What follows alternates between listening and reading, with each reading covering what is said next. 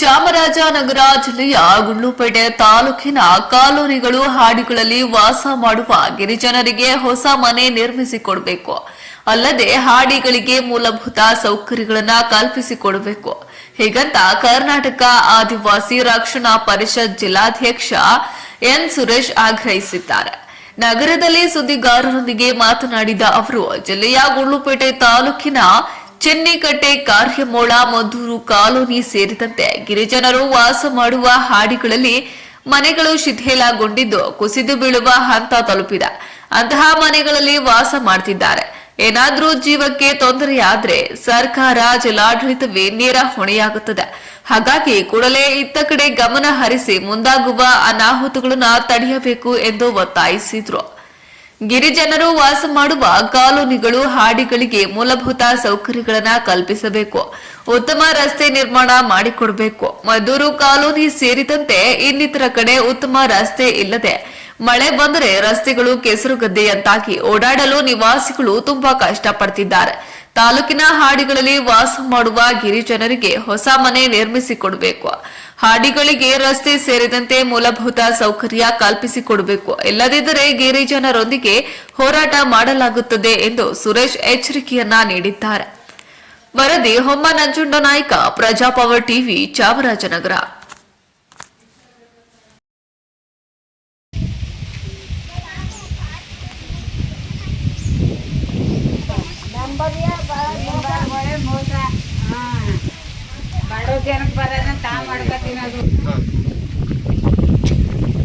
ಎಲ್ಲರಿಗೂ ನಮಸ್ಕಾರ.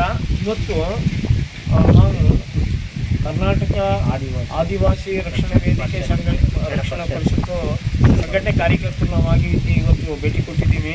ಇವತ್ತು ನೋಡಿ, ಈ ವರ್ಷದಲ್ಲಿ ಈ ಒಂದು ದಿನದಲ್ಲಿ ನಿನ್ನೆ ಮನೆ ಬಿದ್ದೋಗಿದೆ. ನಮ್ಮ ಆದಿವಾಸಿಗಳ ಮನೆ ಬಿದ್ದೋಗಿದೆ. ಅಲ್ಲಿ ಆ ಜನರು ಪಾಪ ಮಲಗಿ ಏನು ಊಟ ಮಾಡಿ ಹೊರಡಬೇಕು ಅಂಥ ಸಮಯದಲ್ಲಿ ಬಿದ್ದೋಗಿದೆ ಮನೆ. ಬೇರೆ ಕಡೆ ಹೋಗಿ ಅವರು ಮಲಗುವಾಗ ನೋಡಿ ಮನೆ ಬಿದ್ದೋಗಿದೆ. ಅಷ್ಟು ಪರಿಸ್ಥಿತಿಯಲ್ಲಿ ನಮ್ಮನ್ನು ಕೀಳವಾಗಿ ಕಾಣ್ತಾ ಇದೆ. ಇವತ್ತು ನೋಡಿ, ಆ ಮನೆ ಮಾತ್ರ ಅಲ್ಲ, ನಾವು ಈ ಬೀದಿಲಿ ನೋಡಬೇಕಾದ್ರೆ ಎಲ್ಲ ಮನೆಗಳು ಕೂಡ ನಾಳಿದ್ದು ಬಿದ್ದೋಗುವಂತ ಇದೆ. ಈ ಮಳೆಗಾಲದಲ್ಲಿ ಅವರೆಲ್ಲೋಗಿ ಇರಬೇಕು, ಅವರೆಲ್ಲೋಗಿ ಬಾಳ್ಬೇಕು. ಈಗ ಇಲ್ಲೂ ಮನೆನೂ ಇಲ್ಲ, ಒಂದು ಸ್ವಲ್ಪ ಜಾಗನೂ ಇಲ್ಲ, ನಮಗೆ ಯಾವುದೇ ವ್ಯವಸ್ಥೆಗಳು ಇಲ್ಲ ಅಂದರೆ ನಾವು ಎಲ್ಲಿ ಹೋಗ್ಬೇಕು ಹೇಳಿ? ಮನೆಯೇ ಇಲ್ಲ. ಸರ್ಕಾರದಿಂದ ಇಷ್ಟು ಕೋಟಿ, ಇಷ್ಟು ಹಣ ಬಿಡುಗಡೆ ಮಾಡಿದ್ದೀವಿ, ಇಷ್ಟು ಕೊಡ್ತಾ ಇದ್ದೀವಿ, ಘೋಷಣೆ ಮಾಡ್ತಾ ಇದೆ ಸರ್ಕಾರ. ಆದರೆ ನಿಜವಾದ ಆದಿವಾಸಿಗಳಿಗೆ ನಿಜವಾದ ಮೀಸಲಾತಿ ಬಂದು ತಲುಪ್ತಾ ಇಲ್ಲ.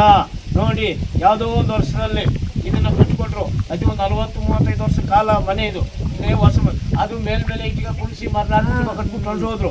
ಇವತ್ತು ನೋಡಿ ಮಳೆಗೆಲ್ಲ ಬಿದ್ದು ಹೋಗ್ತಾ ಇದೆ.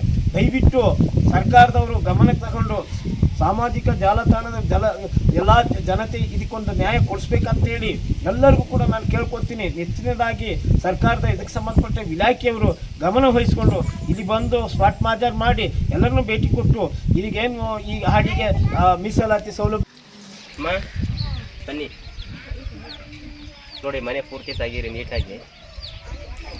ನಮ್ಮ ಟ್ರೈಬ್ಸ್ಗೆ ಅಮ್ಮ, ಮನೇಲಿ ಎಷ್ಟು ವರ್ಷದಿಂದ ಇದ್ದೀರಿ ನೀವು ಈ ಜಾಗದಲ್ಲಿ? ಇಲ್ಲೇ ಹುಟ್ಟಿ ಬೆಳೆದಿರೋದು. ನಿಮ್ಗೆ ಯಾವುದೇ ಮನೆಗಳು ಕೊಟ್ಟಿಲ್ವಾ? ನಿಮಗೆ ಎಷ್ಟು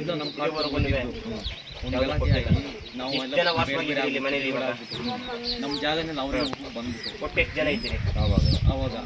ಈಗ ನಮ್ಗೆ ಇದನ್ನಾದ್ರೂ ನೋಡಿ, ಸ್ವಲ್ಪ ಮಕ್ಕಳು ಅದನ್ನು ಕಟ್ಟಿಲ್ಲ. ಮಕ್ಕಳು ಯಾವುದು ಆ ಕಡೆ ಮಕ್ಕಳಿದ್ದಾರ? ಅಲ್ಲೇ ಕಟ್ಟಿದ್ರಾಗೋದು. ಇದನ್ನ ಎಲ್ಲ ಇಲ್ಲೇ ವಾಸವಾಗಿರೋದು.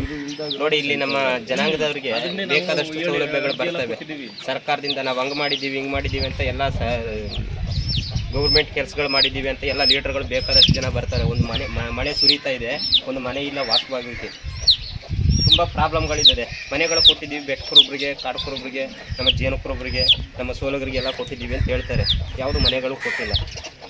ಇಲ್ಲಿ ಬಂದು ಅಧಿಕಾರಿಗಳು ಯಾರೇ ಬಂದು ಒಂದು ವಿಸಿಟ್ ಕೊಡಲ್ಲ, ಮನೆ ಸಮಸ್ಯೆಗಳು ಬಗೆಹರಿಸಲ್ಲ. ಈ ಮಳೆಯಲ್ಲಿ ಪಾಪ ಅವ್ರ ಫ್ಯಾಮಿಲಿ ನೋಡಿ, ಬನ್ನಿ ವಿಡಿಯೋ ತೆಗೀರಿ, ಬನ್ನಿ ಒಳಗಡೆ. ಅದೆಲ್ಲ ನೋಡಿ, ಈ ಚಳಿಗಾಲದಲ್ಲಿ ಅವ್ರ ಮನೆಗಳು ಆಗಿದ್ರೆ ಹಿಂಗಿದ್ರೆ ವಾಸವಾಗಿರ್ತಾ ಇದ್ರಾ? ಒಂದು ಹಾವು ಬರ್ತದೋ, ಒಂದು ಏನು ಬರ್ತೋ, ಒಂದು ಹುಲಿ ಬರ್ತೋ, ಚಿರತೆ ಬರ್ತೋ, ಏನು ಬರ್ತೋ. ಈ ತರ ಮನದಲ್ಲಿ ಇದ್ದಾರ ಎಲ್ಲ ಕಾಡಂಚಿನ ಜನ ಅಂದ್ಬಿಟ್ಟು ಅನ್ನ ತಿಂದಾರ ಮಣ್ಣು ತಿಂದಾರ ಅವರು. ತೋರಿಸಿ ಮಾತಾಡಮ್ಮ, ನಿಮ್ಮ ಸಮಸ್ಯೆ ಹೇಳಿ. ಅನ್ನ ತಿಂದಾರ ಮಣ್ಣು ತಿಂದಾರ ಅಂತ ನಾವು ಕೇಳೋದು. ಈ ತರ ವಾಸ ಮಾಡ್ಕೊಂಡು ಆಮೇಲೆ ಗೊತ್ತಬೇಡವ್ರಗ. ಈಗ ಮನೆಗಳು, ಯಾವುದೇ ಮನೆಗಳು ಬಂದಿಲ್ಲ ನಿಮಗೆ? ಒಂದ್ ಮನೆನೂ ಬಂದಿಲ್ಲ ನಮ್ಗ. ಇದೇ ವಾಸ ಮಾಡ್ತಾ ಇರೋದು ನಾವು ಇಲ್ಲಿ. ಬನ್ನಿ ಆ ಕಡೆ ಇನ್ನೊಂದು ಮನೆ ತೋರಿಸಿ. ಈ ಕಡೆ ಬನ್ನಿ ಲೀಡರ್ಗಳಲ್ಲಿ. ತುಂಬಾ ಮನೆಗಳೆಲ್ಲನೂ ಈ ತರ ಪರಿಸ್ಥಿತಿ ಇದೆ. ಈ ಪರಿಸ್ಥಿತಿ ಇಲ್ಲಿರೋ ವಾಸವಾಗಿರೋಕ್ಕಾಗತ್ತಾ ನೋಡಿ ನೀವೇ? ಯಾಕೆಂದ್ರೆ ಮನೆಗಳು ಮಕ್ಕಳಿದ್ದಾರೆ, ಚಿಕ್ಕ ಚಿಕ್ಕ ಮಕ್ಕಳು. ಎಷ್ಟು ಜನ ಮಕ್ಕಳಿರೋದು? ಒಬ್ರು ಮಗ.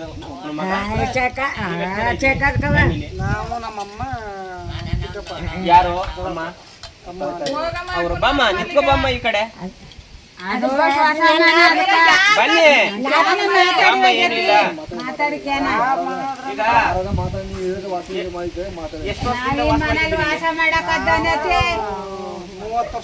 30 ವರ್ಷದಿಂದ ಇದ್ದೀರಿ. ಮಳೆ ಬಂದ್ರೆ ಸುರಿಯುತ್ತೆ, ಮನೆ ನ್ಯಾಯವಾಗಿಲ್ಲ ಪಾಪ. ಸೋಲುಗರ ಜನಾಂಗ ತುಂಬಾ ಪ್ರಾಬ್ಲಮ್ ಇದೆ, ಕಷ್ಟ ತುಂಬಾನೇ.